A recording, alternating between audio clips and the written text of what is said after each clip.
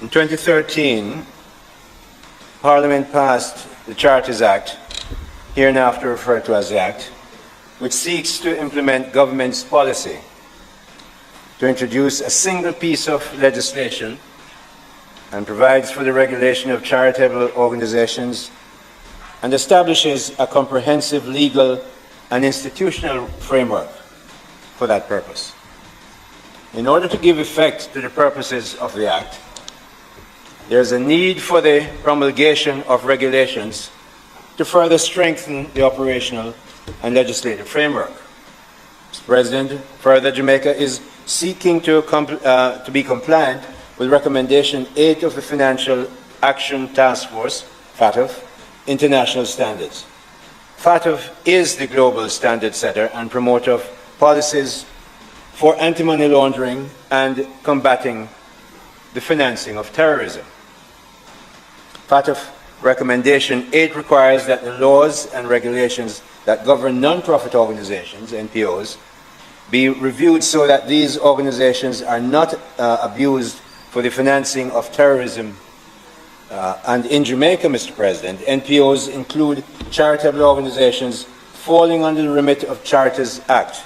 As such, it is necessary for the introduction of these regulations in order to put measures in place to ensure that these charitable organizations are put in a position to protect themselves from being used for money laundering, the financing of terrorism, or other financial crimes. Indeed, Mr. President, on November 23rd, the Financial Action Task Force's president wrote to us because this has been an ongoing matter for the government of Jamaica. Minister Nigel Clark and myself have been pushing this to make sure we get it done in time. We're a little bit behind, and so we're speeding this up because FATF asked us to take appropriate measures to prevent legal persons and arrangements from being misused by criminal, for criminal purposes rather, and ensuring that accurate and up-to-date basic and beneficial ownership information is available on a timely basis to competent authorities, and implementing a risk-based approach for supervision of the NPO sector to prevent abuse for TF purposes. Therefore, Mr. President, the Charters Regulations 2022 before us is being promulgated in accordance with Section 38(1) of the Act, which allows for the Minister to make regulations subject to affirmative resolution. These regulations include, among other things, Mr. President, provisions for the following. I name a couple. Additional details in relation to the application for registration as a charitable organization and the renewal of certificate of approval. The designation of protected charities assessed to be at risk and regulatory controls for the same. The verification of donor identity and updating of donors' information. Training to be provided by the authority to protected charities.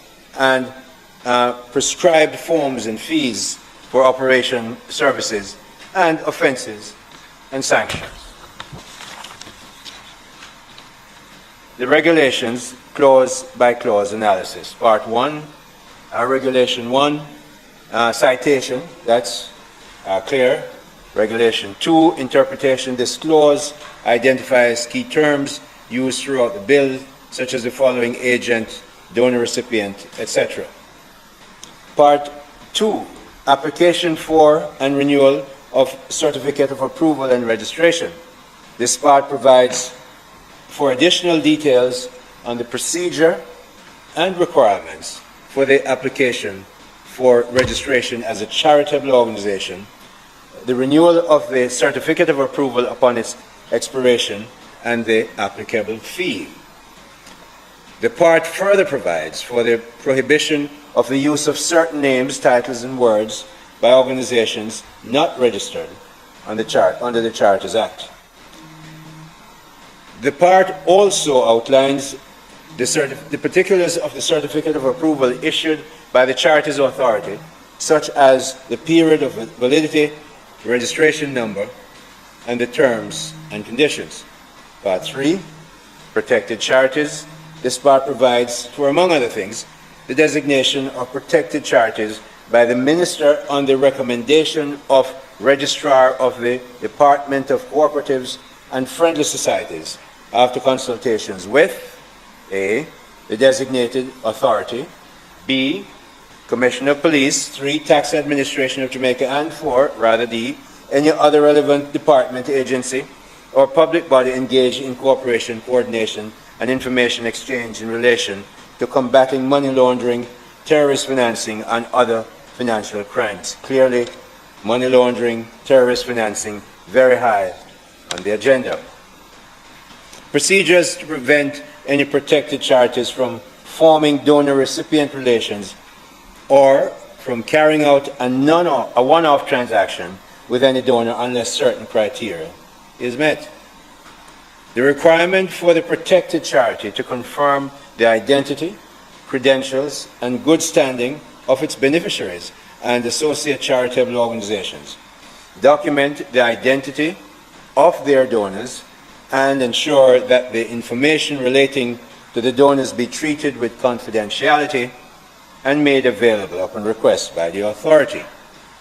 The procedure where a donor to a protected charity is a body corporate. This includes the duty of the person charged with receiving the donation in the protected charity to carry out reasonable due diligence procedures concerning the identification of the body corporate and transaction verification, and provide satisfactory evidence of same in their records. The requirement for the governing board member of a protected charity to cause its employees and relevant officers to, within 6 months after the date of commencement of employment and every 2 years thereafter, receive training on, amongst other things, the compliance of the operations of a protected charity with the provisions of the Act and on the risk management and financial control procedures. The prohibition, Mr. President, on a protected charity from permitting any donor or to conduct any transaction with the charity by means of a numbered account, anonymous account, or any account in a fictitious name. So no numbered account from other jurisdictions. The requirement, Mr. President, of the charity's authority to, in compliance with FATF, recommendations provide guidance for the implementation of due diligence procedures and the relevant training of the governing board members, relevant officers, and other employees of protected charities. The appeal of the decisions of the authority of the Charities Appeal Tribunal. Part 4, general provisions with respect to all registered charitable organizations. This part provides for the treatment and operation of an entity that is registered as a charitable organization. This includes provisions in relation to A, persons appointed by the authority to audit and examine the management operations, finances, and accounts of the institution. Mr. President, B is the prohibition on the use of a charitable organization for any purpose other than its charitable purpose.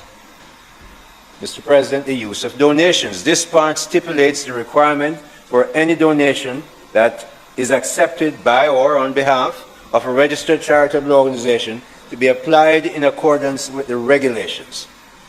The part also establishes the requirement for the registered charitable organization to notify the Commissioner General in writing for any refund of a tax-deductible donation.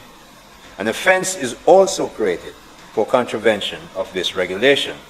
The duty to donor is outlined, the duty to maintain donation records, duty to furnish documents. This part stipulates the requirement for a registered charitable organization to furnish the financial statement, report, and other documents compiled by the auditor within 3 months after the end of each financial year. Just normal, good practice in handling financial institutions.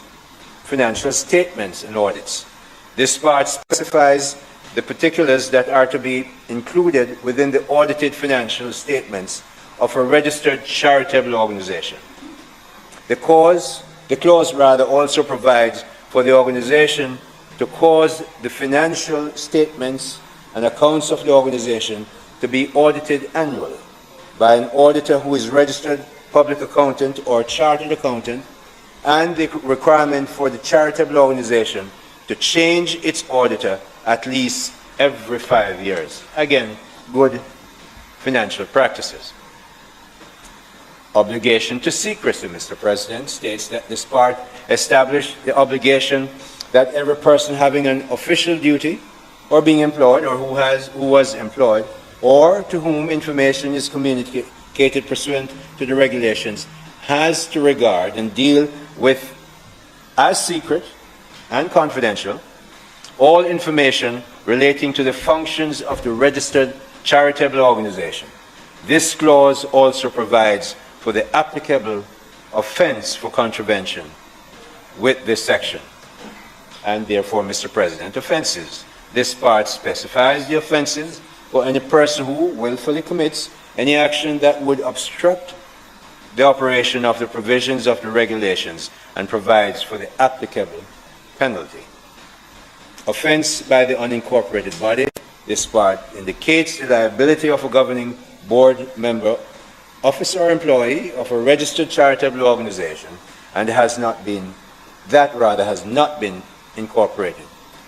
Mr. President, transitional provision for the pre-existing donors, grandfathering things. This part applies the obligations of a registered charitable organization to any donor in respect of any donor-recipient relationship formed by the registered charitable organization prior to the relevant date, which is the date the regulation comes into effect.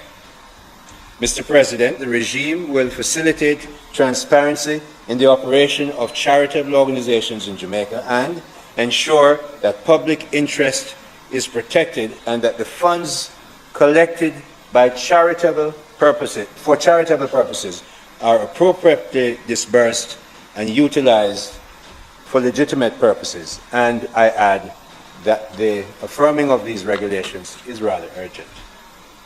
If it pleases you, Mr. President. The informative information presented in this video is motivational and is positively aimed at inspiring, educating and entertaining the viewers with the cutting edge of critical reasoning. If you enjoy the contents on the Black Radar YouTube channel, please consider subscribing to show your support. This is Motivational. We want to present to you a wholesome kind of level of consciousness right now. So subscribe and tell your friend them. This is Motivational.